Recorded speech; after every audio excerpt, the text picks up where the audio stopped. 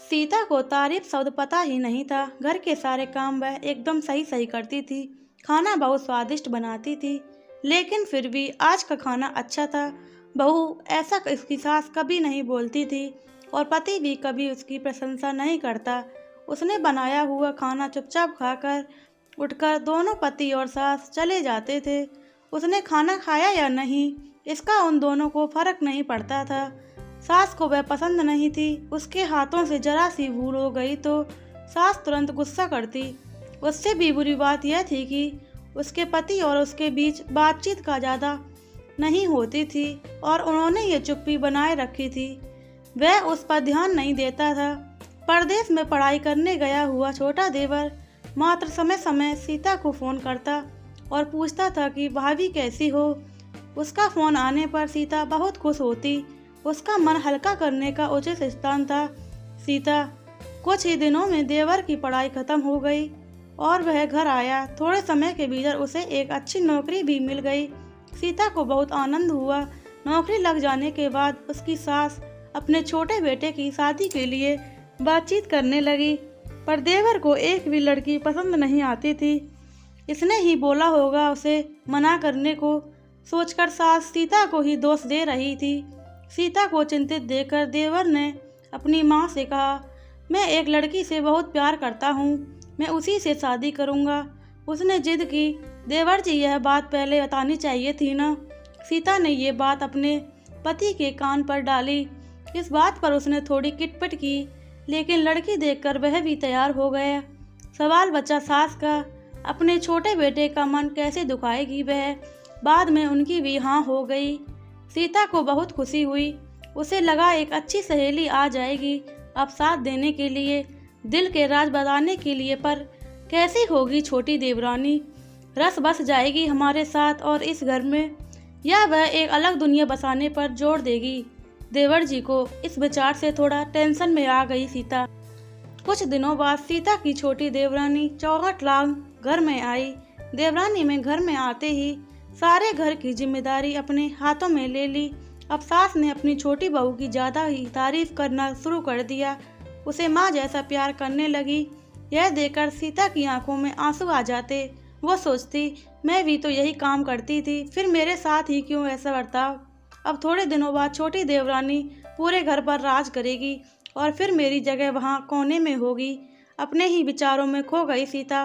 सीता के भाव समझने पर छोटी देवरानी सीता के हाथ अपने हाथ में लेकर बोली, दीदी मुझे सब पता है, मुझे अपनी छोटी बहन समझिए, देखना बहुत जल्द सब ठीक हो जाएगा। छोटी देवरानी ने पूरे घर की जिम्मेदारी तो ले ली, लेकिन कामों में कुछ न कुछ बार बार भूल करती थी। फिर देवरानी सीता के पास जाती और मदद मांगती थी। ऐसा रोज ही होने लगा। यह देखकर सास गुस्सा हो गई और वह बोलती है, मेरे रहते हुए वह छोटी बहू बड़ी बहू को क्यों पूछती रहती है। फिर सास भी रसोई घर में आकर चार काम शुरू करने लगी। धीरे धीरे वह छोटी बहू के साथ साथ अनजाने में बड़ी बहू से भी प्यार से बर्ताव करने लगी, प्यार से बोलने लगी, नए पदार्थ दोनों को सिखाने लगी, भूल समझकर समझाने लगी। अब सास बहू और दोनों बहुएं में अच्छी दोस्ती होने लगी। इस वजह से बड़ी बहू का स्वभाव भी अच्छा होने लगा। उसके स्वभाव में खुलापन आ गया। सास भी दोनों के साथ कभी शॉपिंग तो कभी फिल्म देखने जाने लगी। वो अपनी दोनों बहुओं को समान प्यार करने लगी थी। इस वजह से घर का माहौल हंसता खेलता हो गया। इसके अलावा अपने भाई और उसकी पत्नी की बॉन्डिंग देखकर सीता का पति भी उसके साथ अच्छा व्यवहार करने लगा। यह देखकर छोटी बहू बहुत खुश हो गई। दीदी घर पर पहले आप ही का हक था। ऐसा बोलकर छोटी बहू ने पूरी घर की जिम्मेदारी अपनी जेठानी को दे दी। साल भर में सीता के देवर को अच्छे वेतन और बड़ी पोस्ट पर स्थानांतरित कर दिया गया। अब छोटी देवरानी भी अपने पति के साथ परदेश जाएगी और मैं फिर अकेले रह जाऊंगी। इतना ही नहीं, इतने साल बाद मुझे सास का व्यवहार जो इतने सालों बाद बदल गया था वह फिर से वही हो गया। तो इस विचार से सीता डर गई। देवरानी की सीता को इतनी आदत हो गई थी कि उसके बिना घर काटने को दौड़ेगा। देवरानी के आ जाने से घर का माहौल बदल गया था। वह थी ही ऐसी खुशमिजाज और ऊर्जावान, जैसा कि नाम से पता चलता है। यहाँ देवरानी की हालत भी कुछ अलग नहीं थी। उसे दुख हुआ कि यदि यहाँ रहना पड़ा तो उसे अपने पति से दूर रहना पड़ेगा। सीता के देवर की जाने की गड़बड़ और देवरानी मात्र टेंस होने के कारण सीता सोच में पड़ी। अंत में उसने देवरानी को पूछा तो देवरानी ने जवाब दिया कि दीदी मैं सारा दिन नए स्थान पर अकेली रहूँगी, उससे अच्छा है मैं यहीं रहूँ। आपके देवर तो बोला है मैंने शनिवार और रविवार की छुट्टियों में मैं यहाँ ही आ जाया करूँगा। मैं भी उनके साथ जाया करूँगी बीच बीच में थोड़ा बदलाव के लिए। उस पर वह बोलते हैं कि 6 महीनों में वापस यहाँ ही बदली कर लूँगा मैं। अपने पति की नकल करके देवरानी बोली और छोटी देवरानी भी हंसने लगी।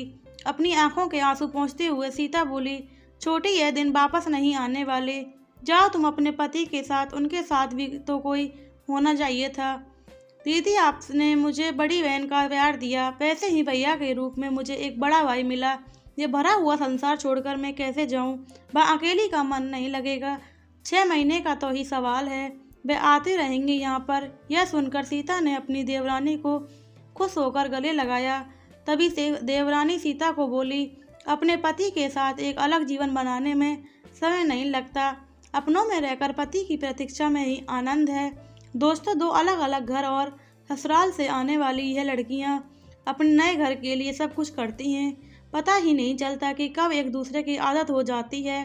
सच में देवरानी जेठानी का रिश्ता बहनों से कम नहीं होता। प्लीज़ दोस्तों, वीडियो अच्छी लगी हो तो चैनल को सब्सक्राइब करें, वीडियो को लाइक करें, कमेंट करें और शेयर करना बिल्कुल ना भूलें। जय श्री कृष्णा, राधे राधे।